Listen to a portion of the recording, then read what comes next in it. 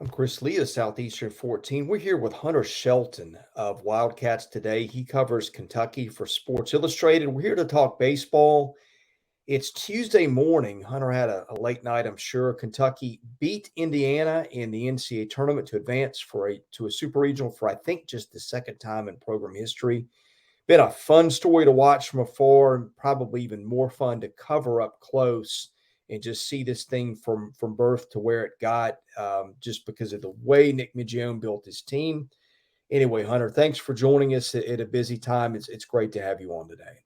Thanks, Chris. Yeah, this weekend was obviously pretty special for a lot of people in Lexington. I think this was a long time coming, just kind of going back to Mingione's first year in 2017. They, obviously go on their run to a super. Now, all this time later, they're finally going back, and it was a pretty special run over these past two games, having to win the three in a row for sure. Before we get into the baseball aspect of it, it was neat to turn on the TV and just see that crowd engaged. I think it's the biggest crowd in the history of Kentucky baseball. It was Yep. maybe 6,700 people. You had people on the berm. It looked like that atmosphere was pretty special in Lexington, and I don't know that that's one we've ever seen for baseball. Oh yeah, not even close. You have to go back to the Cliff and what back to that 2017 season where they were in the same situation they were in last night.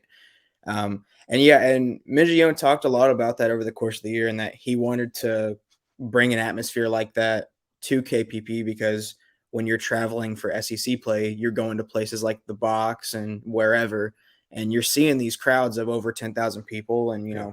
obviously you want to bring that to your home park. And KPP is brand new, open 2019, so they really needed to kind of get their money's worth, so to speak, for that investment for a program like UK. And a night like last night is really what they wanted, and it's what they got, obviously. So it was a big deal.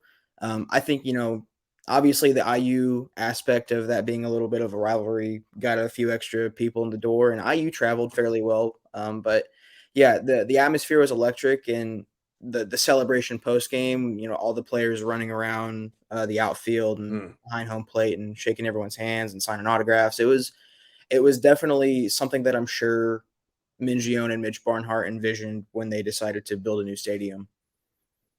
This was a big year for Nick Mingione in Kentucky baseball. I mean, not a ton of success, but not an easy place to win either for a number of reasons. I mean, the league is just brutal, first of all. Yeah. In Kentucky, the northernmost school, cold weather schools have trouble maintaining success in baseball, but he's done it in pockets. And I'll be honest, I did not know at all what to expect of his team. It's like that scene from Major League that may have been before your time, but when they're running through the roster, like who are these guys? Yeah, yeah. And you have to look them up, and some of them have had success at other places. And he built what was it? Was it 8 of his 9 starters were transfers, new guys? I believe so. Yeah, Burks was the only player on the team last season that started on day one. Yeah. Yeah, I mean, I had him on preseason and I almost didn't know what to say. I mean, you would look up and you just weren't that familiar with a lot of the guys. It wasn't like he was getting transfers from LSU or Right. Oklahoma State or places that are on the forefront of college baseball. It felt like, to use a little bit of a dated analogy, it kind of felt like he moneyballed it, Hunter. Like he Yeah. found guys that had on base percentages because Kentucky was not a team that was going to slug you, and it's probably not going to compete for Tommy White's in the portal. But it felt like he found undervalued guys that had played at places like Western Kentucky and had pockets of success, found guys that fit, found guys who threw ground balls on the pitching side and could go for 2, 3, 4 innings and got enough of them who could pitch. I mean, you're not going to look at Kentucky and say, oh my goodness, we don't want to face this guy or that guy. But getting through a regional is being able to have arms and enough of them who can give you success in pockets. I felt like if that was the plan, I don't know that he could have executed it any better than he did. Yeah. I think you kind of hit the nail on the head there. And obviously we know what the transfer portal is now, right? But in the Yeah. college baseball world, where everything is still a few steps behind, um, you know, comparing it to football or basketball, it's a whole lot different about how you have to try and go about building a roster. And, he really took a swing with a lot of these mid-major guys. And like you said, I mean, and even the few Power 5 transfers that he did bring in, those aren't the guys that are making an impact. It's, the Hunter Gillums from Longwood, the Grant Smiths from Incarnate Word, and Jackson Gray from WKU. And it's really kind of a hodgepodge thing. And you go and look at the roster at the beginning of the season and you're like, how is this going to shake out? I mean, it really is just a bunch of unknowns. And then slowly but surely, these guys sort of mesh together. Hunter Gillum put it to me in the middle of the year that these are just a bunch of old guys who have never really won anything before. And, that's really what they've boiled down to, is that they've really just bought into the message that Mingione has brought to them at the beginning of the season. And a lot of what Mingione says is super cliche and it's a lot of coach speak, but like those guys really, really believe that. And they, from the beginning of the year onward, all they've cared about is just winning, playing for Kentucky. As cliche as that stuff is, that really is what they've believed in. And they've just kind of hammered that home the entire season. And then you bring in the small ball, which seems crazy when we're talking about nothing but launch angle and home runs now in 2023. But, you look at the numbers and the amount of stolen bags and sack bunts and sack flies that this team has had this season. It really was a big swing for Mingione, just in terms of kind of putting everything on the table and being like, we're going to try and switch this up because you kind of have to. Like you said, in the SEC, it's so hard. And especially being in a place like Lexington where, you're obviously not getting the same type of recruits coming in. I think it was just a really well-executed job. Yeah, and the reason I thought it was genius, and I may have said a little bit this earlier, I think if you are Kentucky, you try to do what everybody else does. You're not going to be able to get the same dudes to do the same thing. And when everybody is counting on launch angles and long balls and things like that, I wonder sometimes if defenses slip, and especially at the catching position where you're having to throw out runners and things like that, when you're not used to having to face that, and field bunts constantly and things like that, it's you wonder if just the lack of repetition hurts you. And when you're facing Kentucky, they make you do all those things that you don't have to do against other teams. And again, I think it felt like you look at the ground ball tilt with the pitching. Again, they're not arms that you're going to see a lot of these guys, with multiple year major league careers, I don't think. But in an era where the ball is just getting out of the yard at a rapid pace, can't get out of the yard if it's on the ground. Right. It just felt to me like the decision to zig where everybody else zagged was kind of what got them here. Yeah, and like, what other choice did he really have? Like you said, he's not getting a guy like Tommy White to come to Kentucky. I mean, possibly now, when you look at the transfer portal success that they had this season, that's obviously something that can linger for years moving forward. But yeah, I mean, it really was just having to try to switch things up, especially when you go and look back at last season where they were 1 or 2 wins away. And then you look at 2018 after the success they had in 17, where they were 1 or 2 wins away from making the postseason. He said in media days, beginning of the year, he wanted to create chaos and that he was tired of, just falling short. So he goes and he finds these RPI gurus, as he called them, to make this schedule so that they weren't going to have to worry about that when postseason play arrived. And they go play at Elon. They go play at Southern Illinois, which, obviously that's not sexy when you look at it on the schedule. And then you luck into playing Indiana State for a series at home and you look at what they've done this season. And then you do your job in SEC play, which obviously Kentucky was never going to be a team that won 20, 21 games in conference, but they finished with a winning record. They beat the teams for the most part they were supposed to beat. And even if you look at it, I mean, they lost 6 of their last 7 series, but they get a sweep over South Carolina. The only team that swept them was Vanderbilt. So it was really just this big concoction of being good enough and then just living through this small ball mentality that they built and just really hammering that home. And it was good enough to the point to where when you got to mid-season projections, like, okay, we've got a real chance at hosting here. All we have to do is just kind of motor on by. Don't get killed in this SEC schedule too much, because if you look at the back half of their SEC schedule, it was just brutal. I mean, you go to Vandy, You have to go to Tennessee, you go to LSU, and then, you're playing Florida at home to finish the year. You welcome South Carolina. I mean, it was just so tough. And a team like that, it would have been super easy for them to just fall apart. After that 17-game winning streak in the beginning of the season that bled into SEC play, it would have been super easy for them to just, once the going got tough, for them to sort of fall by the wayside, kind of what you saw with Mizzou and Georgia, which are the teams that they've been compared to in the SEC for the past few seasons. But I think it goes back to getting those veteran guys out of the portal who, again, all they care about is winning. And they just kind of really stuck to that MO, and it obviously has paid off.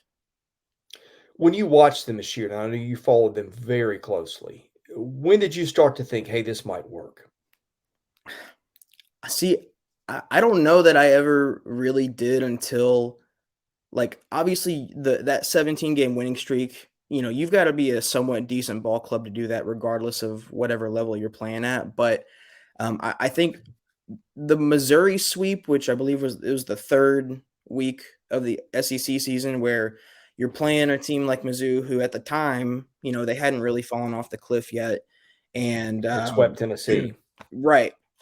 Yeah, they sweep Tennessee to begin the season, and it was a lot of bad weather at KPP. It was crazy wind and this rain, and it was one of those series where they very easily could have lost 2 or 3, even gotten swept at home, because that's happened to them so many times before in the past. But they just really hammered Mizzou, and I know that's not exactly impressive for any other SEC team to hammer Mizzou, but it was just kind of the way that they did it, where none of the outside noise had really started to sunk in yet of okay, maybe this team actually does have a chance of hosting or making the tournament. It was just one of those things where it was okay, the normal Kentucky team of the past kind of flounders here, right? And this team didn't. And then they go back on the road, and then they win a couple more games, and then they come back at home and they win another game or two.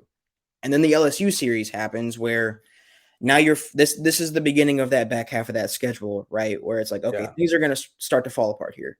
And they go to LSU, and it's the first Thursday through Saturday series of the season for them. So their pitching is a little bit off, and they throw an opener, and he gets shelled, and they get run ruled on Thursday night in Baton Rouge. Mingione said post-game, there's no way that he could have prepared his guys for that sort of environment, because they hadn't played in anything like that yet. So they come back the next day. They get a big home run from backup catcher Chase Stanky, and they find a win. They score 13 runs because obviously, LSU's pitching staff, which I'm sure we'll get into, is an area where UK can possibly exploit in a 3-game series once you get past Paul Skeens. And then on Sunday, they find themselves in another spot late where they have a chance to win the game in the end. And they have one pitching mistake. They hit a batter with the bases loaded. They lose by 1 run. So you lose the series, but you really do make a good account for yourself as far as, where this team stands.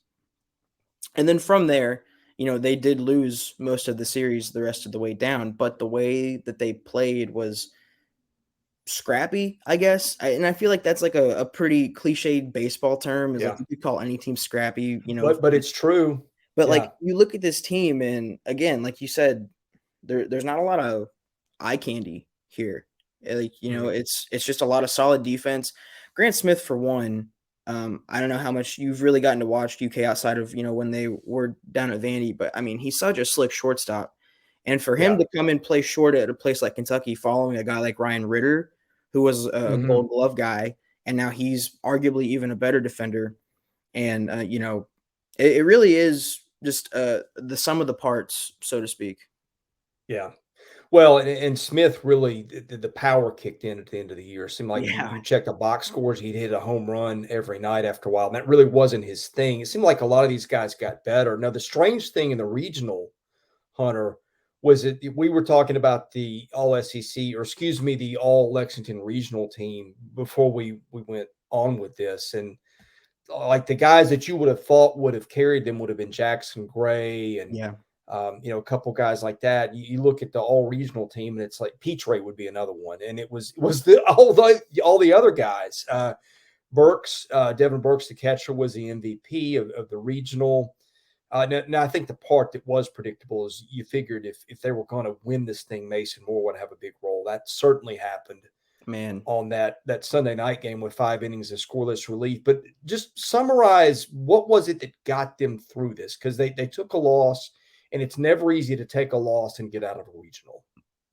And I think it's fair to say that Kentucky's pitching is still, even to me now, is a pretty big question mark. Just as far as guys like Logan Martin, who again was the ultimate transfer portal question mark, pulling him from Division III to be your Friday night starter. He gets injured and he's hardly been able to pitch this season.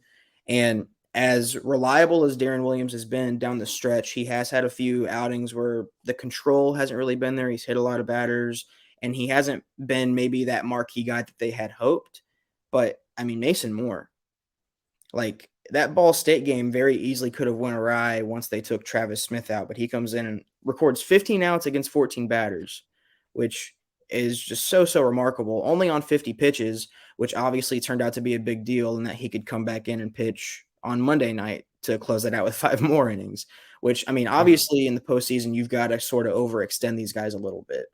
But the pitching routine has really kind of been just like a ham and egg situation for a lot. And they knew once they lost to IU on Saturday, and Zach Lee, who has been their ace, so to speak, down the stretch, was burnt, that, you're going to have to try and find something from one or two of these guys that, you haven't really seen before. And what they did over the past few weeks, finishing at the regular season, was building up a guy like Austin Strickland, who was just a 2-3 inning reliever, but they knew he had starter type stuff. So they started to stretch him out a little bit. He finally breaks that 4-inning glass ceiling, and then he starts against Florida in the final week of the regular season. Does really well, almost finishes 7 innings. Now you've got a guy like him who you can start. Mason Moore, obviously, he's thrown 3 or 4 innings in the past before, but getting 5 innings out of him twice in one weekend is something that I have to imagine UK wasn't really expecting at the beginning of the year with a guy like him. And, there was a lot of guys who barely even pitched. I mean, Seth Chavez, who was another guy they brought in from the portal, who they sort of expected to be a back-end high-leverage guy. He's been injured. He didn't end up throwing. They barely used a lefty. Tyler Bosma started 13 games for him in the regular season. He hasn't pitched in the postseason yet. Jackson Novi is another guy who hasn't thrown in the postseason yet. They only needed Ryder Giles to get 1 out, finishing off the IU win on Sunday night. So like, they really, like, the difference between going 2-0 and 1-1 in a regional is obviously such a big difference, and pitching is the main part of that. And when they lost that game against Indiana on Saturday, it was kind of like, okay, like, I don't really know that they're going to have enough arms to do that. But then even a guy like Ryan Hagenow, who was a midseason All-American, but had been really bad over the second half of the year, he throws 4 2/3. And it just has to happen like that in postseason play. You just got to have these guys step up. And it doesn't matter who it is, but someone's got to either eat innings and just get you through a situation, or, rise to the occasion like 3 or 4 different guys did for them this weekend. All right, LSU, the rematch. First time Kentucky goes down and was super competitive. Lost the series, but I think gave LSU everything it wanted. I just think matchup-wise, Kentucky's not the kind of team you're going to want to see for LSU. Now, look, LSU is going to be favored, and I think rightfully so. Right. My concern for Kentucky is what LSU hit 4 home runs, I think, on Monday, maybe 5 on Sunday night. They can get it out of the park against anybody. It's going to be a wild atmosphere. That whole stadium's going to be lit.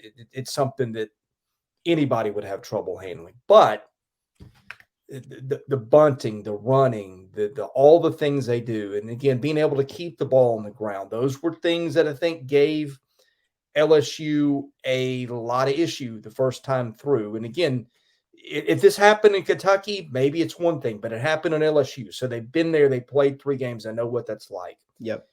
Size up the rematch in this one, Hunter. I mean, I think you put it well in that that's kind of a double-edged sword in that, Mingione couldn't prepare those guys when they went down there in April for that environment. Obviously, Alex Box is going to be turned up to 11 this weekend, but they've experienced something to that degree before. In the same vein with LSU, they've played UK 3 times now. They kind of have a little bit better grasp of the small ball and, what exactly they're going to do. I think not that, at least like when I was down in Baton Rouge, like talking with LSU reporters, I don't think it had really sunken in yet that like it's not just like small ball ish with what Kentucky does. Like that is it.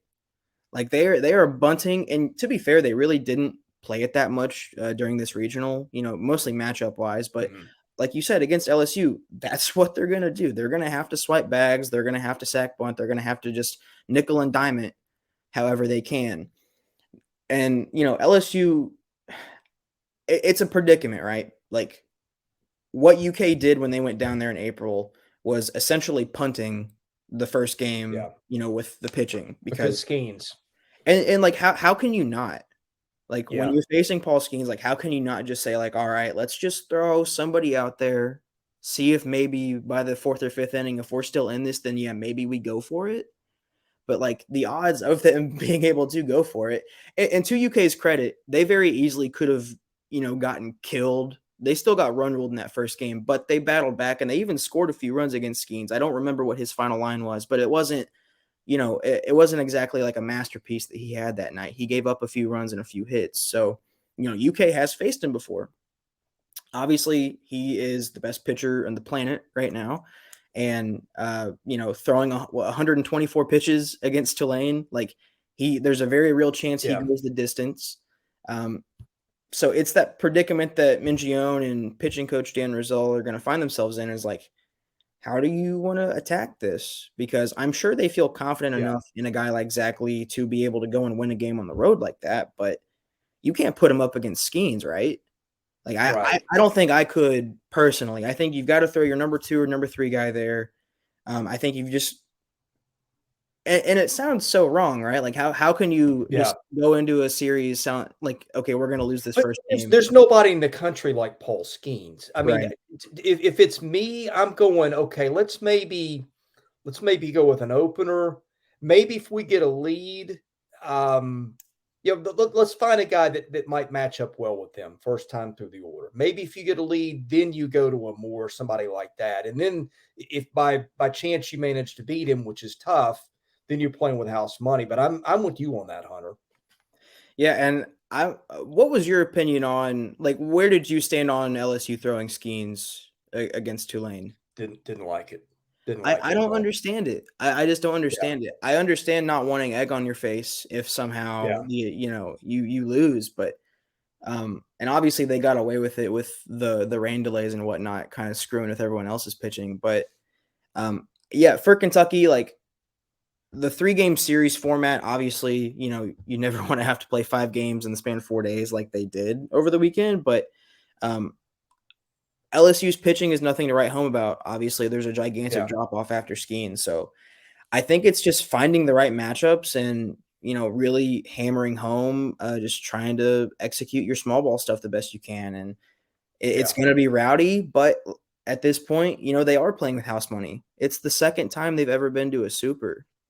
And like you look at LSU's Wikipedia page and you see the amount of times they've, won a regional and the amount of times they've been to Omaha. Mm-hmm. This is nothing new for them, but this is a brand new experience for these guys. And, obviously the second time for Minge. So like, what do you have to lose? Right. I think that's obviously for the underdog. That's the classic story of like, what do you got to lose? But this will maybe not feel like a David and Goliath because UK is definitely respectable enough. I mean, they won a game down there in April and they were really close to taking a series. So it's interesting, right? I mean, I really don't know what's going to go. Well, I'll put it this way, and feel free to disagree because you've seen a lot more Kentucky than I have. So if you tell me, hey, you're wrong, I'm going to respect that. It feels like to me, if they don't win down there, it'll just be because they weren't good enough. And you look at LSU with Cruz and White and those guys, and I mean, not a lot of teams, talent for talent, are going to be able to match them. But it doesn't feel like if they go down there and lose, it's going to be because they were intimidated by the moment. Is that fair to say? Yeah, absolutely.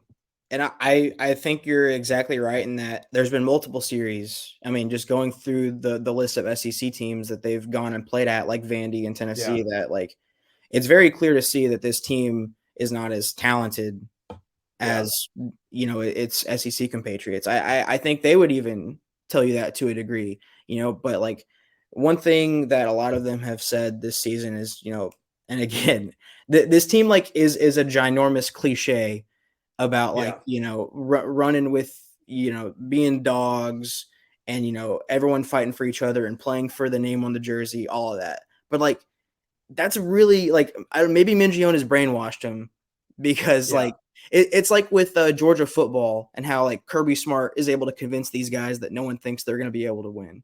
And then they go out and win the Yeah. national championship and say, no one thought we could do this. It's like there's really something that is like clicked with these UK players and that like, all right, like all we're just trying to do is win. Like no one cares about personal accolades, none of that stuff. So Mhm.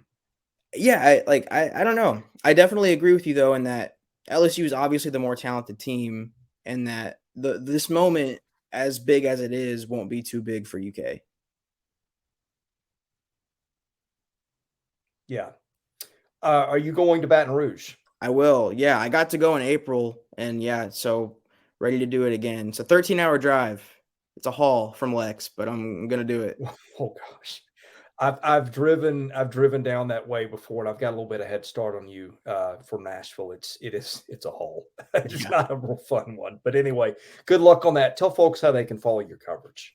Yeah, so you can go to si.com/college/Kentucky. That'll take you to Wildcats today and all of my work there. And then I'm on Twitter at Hunter Shelton _. Also do UK basketball, football, but it's baseball season, baby. Yeah. We're chugging along. So I've really enjoyed covering this team. It's been a lot of fun, and hope you'll give some of my stuff a read. Yeah, it's been fun to have you. I'll be watching your coverage from down there, and I'm sure we're gonna catch up with you again at some point. Thanks, Chris.